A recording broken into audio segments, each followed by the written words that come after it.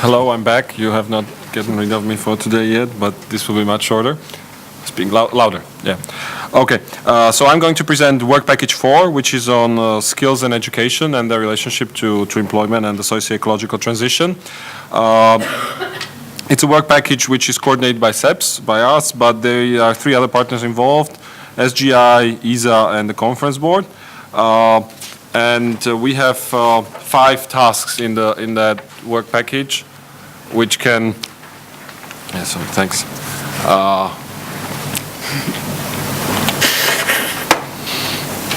Which I will shortly describe. So the first one, even it's actually the last one we're going to do. It's a sort of the misnomer, and that's we're going to do scenarios of overall skills developments in skills and qualifications and their policy implications. We don't plan to sort of do the sort of detailed scenarios that CEDEFOP is doing in terms of skills required, but more to do a range of scenarios and more to explore the linkages and causalities within them. That's the main objective, but still we need to wait until we have the other research done to be able to do that. So that's why it's going to be the last part to be done. Task number 2 is classification of green jobs and green skills. That's going to be done by our friends at the conference board. And the objective is to provide a classification of the concept of green jobs by tracking online job advertisements, where basically each advertisement will be scored according to methodology, and then that will give us a view on how it's developing the green jobs and what types of skills they require in real world. This is going to be based, as far as I understand, on methodology that was already used in the US, but is going to be transferred to Europe, so that we actually also will have as a sort of nice byproduct also sort of cross-Atlantic comparison that we'll be able to do as well, even though that's not part of the project per se. Task 3 is going to be done by SGI with CEPS together, as are going to also be the other 2 tasks that I'm going to talk about. This one is about barriers for the low skilled to lifelong learning and possible remedies. Basically, a well-established result in the literature is that the low skilled are less likely to participate in lifelong learning. So there is sort of a cumulative effect that the less initial skills you get, the less you then participate in the, in the lifelong learning. And so the issue is, why is that, and maybe what could be done about that. We are going to look at 4 questions. One sounds very simple: who are the low skilled? But basically, when you look at literature, you find that there are various definitions which have significantly different implications, whether you look through the type of job actually done, or whether you look through the sort of formal education, etc., etc. Then maybe more interestingly, we're gonna look at how cohorts develop across time in terms of lifelong learning, including formal education. So how much does an education structure change over lifetime, and how in a given cohort, and how much is it basically that new cohorts come with a different education structure? We suspect it's more of the latter, but the interesting question is how much of the former. The third question is lifelong learning lumpy, do degrees matter? By lumpy we mean that, you should have sort of a continuous investment into human capital, you should have a course here, a course there, one day here, one day there, but still people prefer very much to do sort of degrees, to do sort of lumpy groups of training, which enable them to get more in the labor market, etc. So why is that? And is it as true for the lifelong learning as it's true for initial education, or is there less of a difference there? And the last question is about social capital. This is basically aimed at exploring the question that it's well known, again, in the literature, that the so-called weak social ties matter quite a lot positively in job search. That people with a lot of social capital, with this sort of weak job ties instead of strong ties, have advantage in finding jobs. I mean, people who know lots of people, to put it very simply, find it easier to find jobs. And we're interested to see whether this also applies to access to lifelong learning, that people who are more sort of tuned in and plugged in also get to invest more into their own human capital, or whether this is not the matter.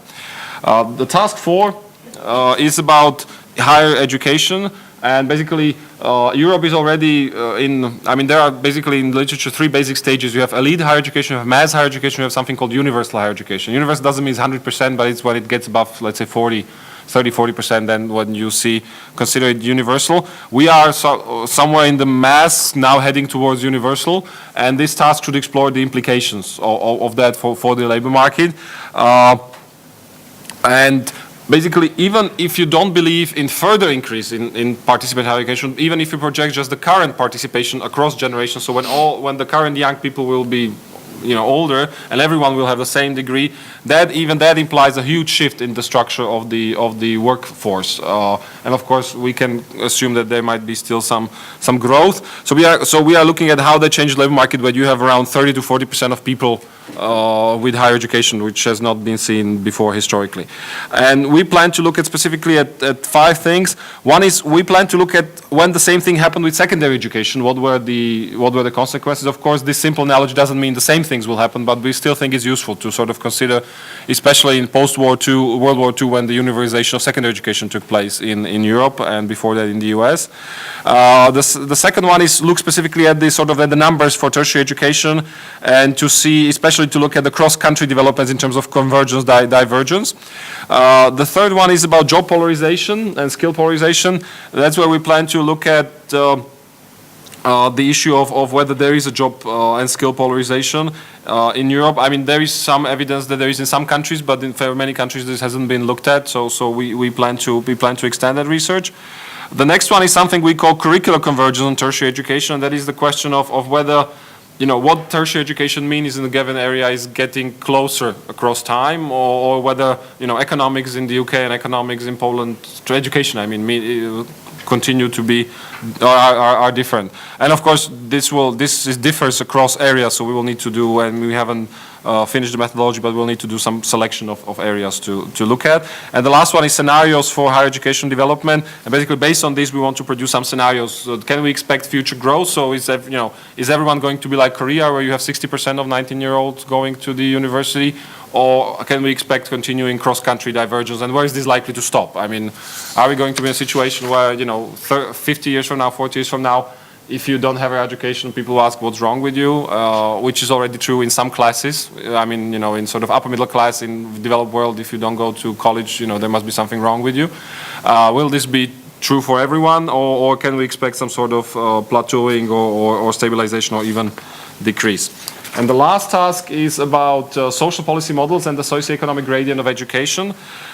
Basically, we want to examine the triangular relationship between welfare regimes, education policy, and the educational inequality. So how much what education you get depends on your socio-economic status, or of your parents, I should say.